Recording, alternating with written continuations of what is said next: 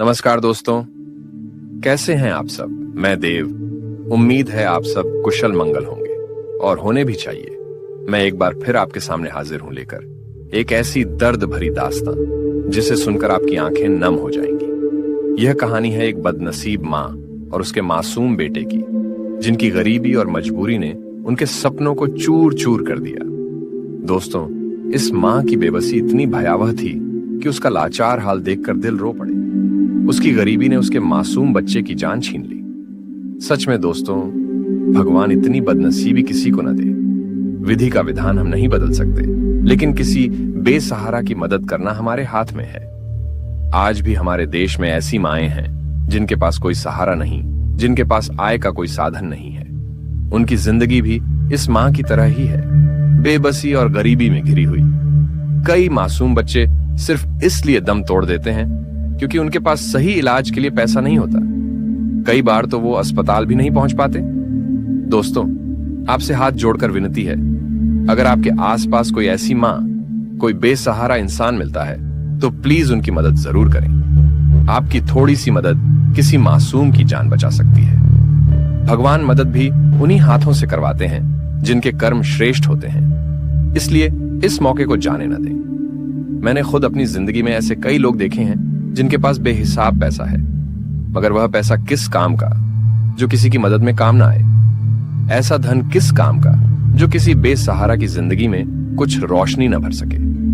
दोस्तों, हमारी जिम्मेदारी बनती है कि जहां हम कर सकते हैं वहां मदद करें। कुदरत ने हर इंसान को अलग तरीके से बनाया है, कोई दयावान है तो कोई नहीं। लेकिन जब मैं ऐसी घटनाएं सुनता हूं या देखता हूं तो दिल भर आता है। आज भी न जाने कितनी माएं अपने बच्चों की याद में रोती हैं। उनके दिल में बस एक ही मलाल रह जाता है, गरीबी और लाचारी ने उनके मासूम बच्चे की जान ले ली। दोस्तों, मेरी बातों पर एक बार सोचिएगा जरूर। खैर, आपका समय ज्यादा न लेते हुए चलिए अब इस दर्द भरी दास्तां की ओर बढ़ते हैं। इस दिल को चीर देने वाली कहानी को विस्तार पूर्वक मेरी सहयोगी मंजू आप सभी को सुनाएंगी। तो जुड़े रहें हमारे साथ और सुनिए इस बदनसीब मां और उसके मासूम बच्चे की दर्द भरी कहानी। मुझे यकीन है इसे सुनकर आपका दिल पिघल जाएगा और आंखों से आंसू छलक पड़ेंगे। दोस्तों, इस कहानी के माध्यम से एक बार फिर आपसे विनती करता हूं, अगर आपको कोई जरूरतमंद मिले तो कृपया उसकी मदद जरूर करें। शायद आपकी मदद से किसी की जान बच जाए। धन्यवाद। ये घटना एक छोटे से गांव की है, जहां की गिनती ना तो बड़े शहरों में होती थी और ना ही उसकी कोई खास पहचान थी। पर उस गांव में भी दिलों के भीतर छिपे दर्द की कहानियां हर जगह की तरह थीं। ऐसी ही एक कहानी है सविता की, जो अपने छोटे से मासूम बेटे अर्जुन के साथ इस दुनिया में अकेली रह गई थी। सविता एक सामान्य महिला थी, सीधी सादी और गांव के रीति रिवाजों में बसी हुई। उसकी जिंदगी में अगर कोई सबसे बड़ा सुख था तो वो था उसका बेटा अर्जुन। अर्जुन सिर्फ 4 साल का था, मासूम और प्यारा, और उसकी आंखों में एक अनकही चमक थी जो हर किसी का दिल छू लेती थी। उसकी छोटी छोटी बातें, उसका मासूम चेहरा, उसकी भोली हंसी, सब कुछ सविता के लिए उसकी पूरी दुनिया था। अर्जुन भी अपनी माँ से बहुत प्यार करता था। हर वक्त उसकी गोद में आकर बैठ जाता और कहता, माँ, तुम मुझे हमेशा अपनी गोद में रखना, मैं कभी कहीं नहीं जाऊंगा। पर किस्मत को शायद उनकी खुशियों से दुश्मनी थी। सविता के पति, जो एक छोटे से कारखाने में काम करते थे, एक दिन अचानक बीमार पड़ गए।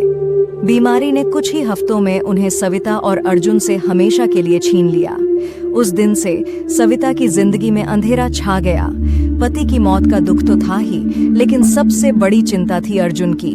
उसकी परवरिश कैसे करेगी, उसका भविष्य क्या होगा। सविता ने हार नहीं मानी। उसने छोटे मोटे काम करके अपना और अर्जुन का पेट पालने की ठानी।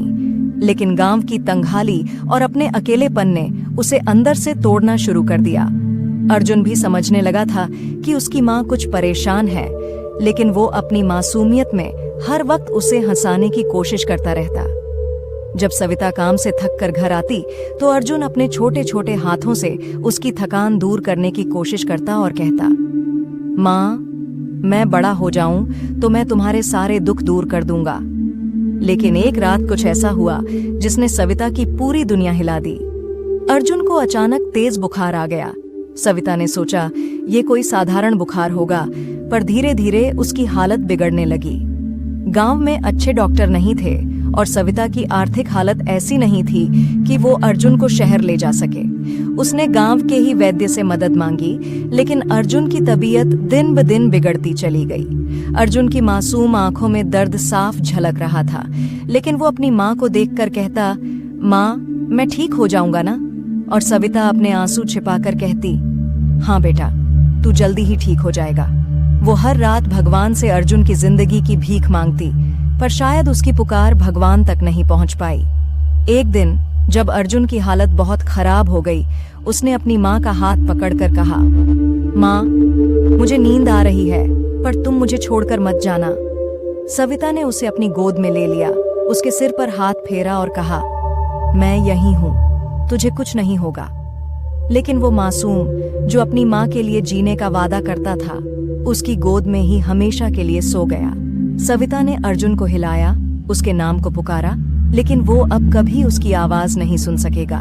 उसकी दुनिया उसी पल टूटकर बिखर गई। अर्जुन के जाने के बाद सविता एक खाली खोल की तरह रह गई।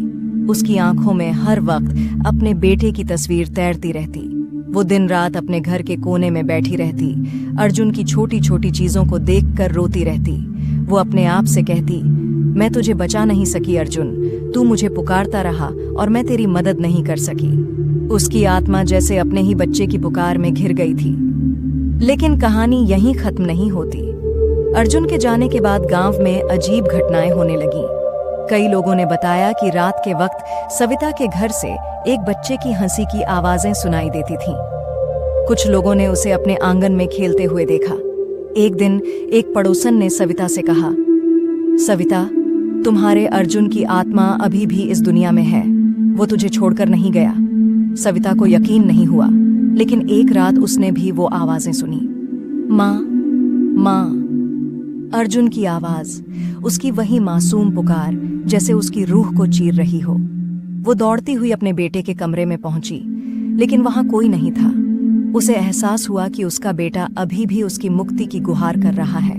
वो उसे इस दुनिया से आजाद नहीं कर पाई थी। सविता दिन रात अर्जुन की आवाजें सुनती रही। वो उसे पुकारता, उसकी गोद में सोने की फरमाइश करता, लेकिन सविता कुछ कर नहीं सकती थी। वो बेबस माँ अपने ही बच्चे की आत्मा को शांत नहीं कर पा रही थी। उसने हर मंदिर, हर दरगाह पर अर्जुन की आत्मा की शांति के लिए प्रार्थना की, लेकिन अर्जुन की पुकारें बंद नहीं हुईं। उसकी आखिरी रात भी ऐसी ही गुजरी। उस रात सविता ने अपने बेटे की अंतिम आवाज सुनी, माँ मुझे छोड़ दो, मुझे मुक्त कर दो। सुबह सविता का शरीर बेजान पाया गया। उसकी आंखें खुली थीं, लेकिन उनमें दर्द और पछतावा भरा हुआ था। शायद उस रात उसने अपने बेटे को आखिरकार मुक्त कर दिया था, लेकिन खुद को नहीं बचा सकी। गांव में अब सविता और अर्जुन की कहानी एक दर्द भरी दास्तां बन चुकी है। कहते हैं जब भी कोई माँ अपने बच्चे से बिछड़ने का दुख सहती है, उस गांव में सविता और अर्जुन की रूहें उसके पास आकर उसकी तसल्ली करती हैं। पर वो बदनसीब माँ अब भी सुनती है अपने मासूम बच्चे की पुकार, लेकिन उसे फिर से खोने का डर उसे चैन नहीं लेने देता। ये कहानी हमें उस अनकही पीड़ा की याद दिलाती है जो हर माँ अपने बच्चे की मौत के बाद सहती है। माँ की ममता कभी खत्म नहीं होती, चाहे बच्चा इस दुनिया में रहे या फिर दूसरी दुनिया में। दोस्तों, कैसी लगी आपको मेरी यह कहानी? मुझे उम्मीद है कि यह सविता और अर्जुन की सच्ची और रहस्यमयी घटना आपको रोमांचित कर गई होगी। अगर आपको यह कहानी पसंद आई हो तो कमेंट करके जरूर बताइए। आपकी राय मेरे लिए बहुत मायने रखती है।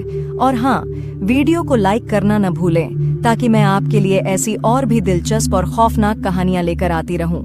अगर आपने अभी तक चैनल सब्सक्राइब नहीं किया है तो जल्दी से कर लीजिए और बेल आइकन दबा दीजिए, ताकि अगली बार जब मैं कोई नई कहानी लेकर आऊं तो आपको सबसे पहले पता चले।